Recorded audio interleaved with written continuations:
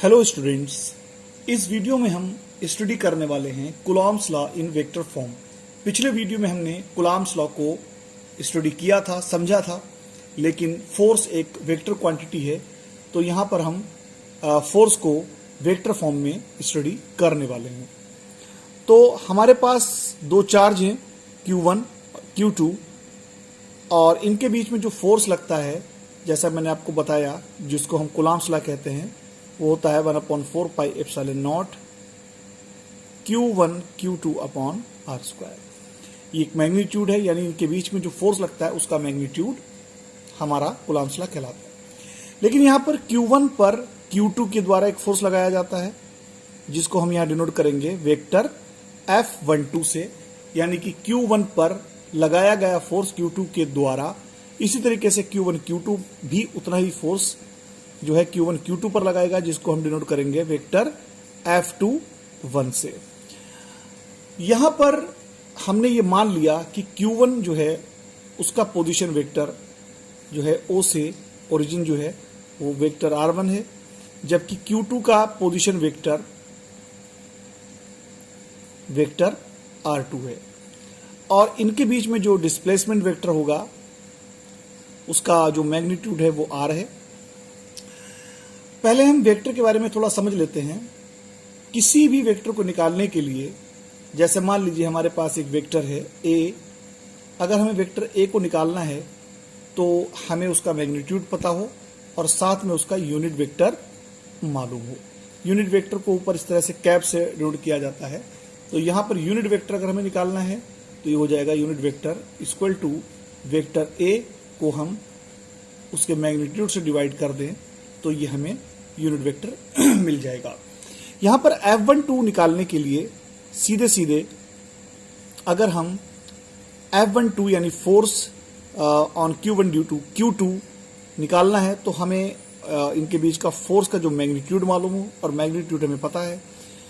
Force on Q1 due to Q2 और force on Q2 due to Q1, इनका magnitude same होगा, सिर्फ हमें डायरेक्शन के लिए यूनिट वेक्टर चाहिए होगा। तो ये हो जाएगा force on Q1 due to Q2 equal to magnitude, जो कि आपका 1/4 pi epsilon naught Q1 Q2 upon R square. और यहां पर यूनिट वेक्टर जो होगा वो हमारा, क्योंकि फोर्स Q2 से Q1 की तरफ लग रहा है, तो ये हमारा जो इसका यूनिट वेक्टर हो जाएगा, यानी कि डिस्प्लेसमेंट वेक्टर जो है, इनके बीच का जो डिस्प्लेसमेंट वेक्टर है उसको हम उसके मैग्नीट्यूड से डिवाइड कर दें।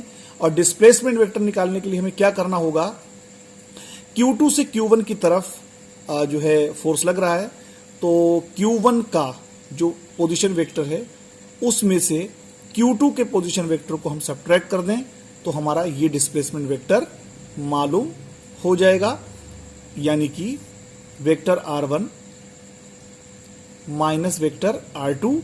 लेकिन हमें यहां पर यूनिट वेक्टर की जरूरत है, तो vector R1 minus vector R2, और इसी डिस्प्लेसमेंट वेक्टर के अगर हम मैग्नीट्यूड को से डिवाइड कर दें तो इस डायरेक्शन में हमारा यूनिट वेक्टर मालूम हो जाएगा। तो ये हो जाएगा vector R1 minus vector R2 का मॉड।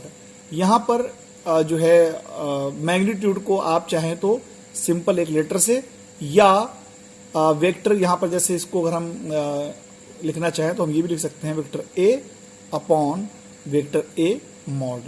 तो ये दोनों एक ही चीज है। मैग्नीट्यूड जो है मॉड में भी लिखा जा सकता है वेक्टर फॉर्म में, और साथ में या फिर बिना एरो के भी आप लिख सकते हैं। तो ये हो जाएगा vector F12 equal to 1/4 pi epsilon naught Q1 Q2। अब यहां पर जो R है, R एक्चुअली में जो यहां पर हमने मॉड निकाला vector R1 minus vector R2 का मॉड, वो एक्चुअली में R ही है।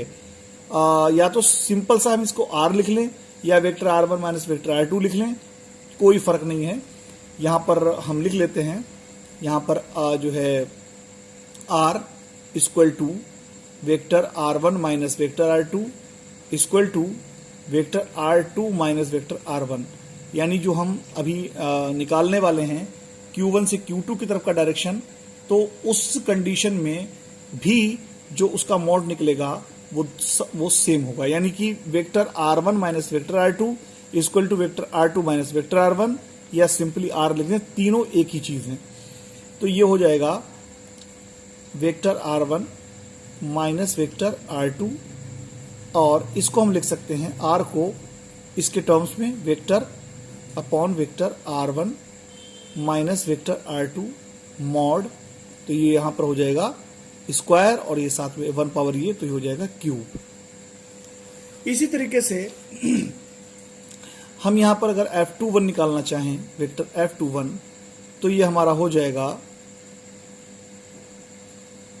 1/4 pi epsilon naught Q1 Q2, और ये हो जाएगा क्योंकि यहां पर Q1 से Q2 की तरफ डायरेक्शन है, तो इसका डायरेक्शन निकालने के लिए वेक्टर R2 में से वेक्टर R1 सब्ट्रैक्ट कर दें, vector R2 minus vector R1, और अपॉन ये हो जाएगा नीचे vector R2 minus vector R1 का क्यूब। तो यहां पर आप देख सकते हैं कि ये दोनों जो हैं बराबर हैं, लेकिन ये अपोजिट हैं, यानी इनके जो वेक्टर जो हैं वो एक दूसरे के अपोजिट हैं। यानी यहां पर अगर माइनस आप कर दें तो यहां पर R1 minus R2 equal to है माइनस R1 माइनस R2, यानी कि हम ये लिख सकते हैं कि vector F12 equal to minus vector F21। इसे आप सिंपली अगर लिखना चाहें तो इस तरीके से भी लिख सकते हैं, जैसे यहां पर vector F12 equal to 1/4 pi epsilon naught Q1 Q2 upon R square, और यहां पर आप लिख दें वेक्टर R, चूंकि यहां पे 2 से 1 की तरफ है तो आप लिख सकते हैं R21 यूनिट वेक्टर।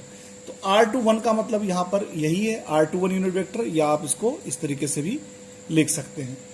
तो ये आपका जो था वो वेक्टर फॉर्म में जो है Coulomb's law in vector form था। तो यहाँ पर मैं आपको जैसे पहले भी बता चुका हूँ कि कूलॉम्स लॉ जो है वो एक सेंट्रल फोर्स है, क्योंकि यहाँ पर जो फोर्स इनके सेंटर से लिया जाता है।